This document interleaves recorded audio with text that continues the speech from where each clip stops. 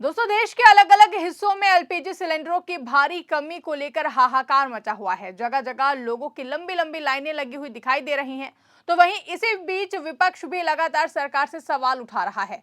इसी कड़ी में बिहार में आरजेडी सांसद संजय यादव ने विपक्षी दलों के सांसदों के साथ सदन के बाहर सवाल उठाए और नरेंद्र भी गायब, सिलेंडर भी गायब का जमकर नारा लगाया। नरेंद्र भी गायब, नरेंद्र भी गायब, नरेंद्र तुम सदन में आओ, सिलेंडर लेकर सदन में आओ, सदन में आओ, सदन में आओ।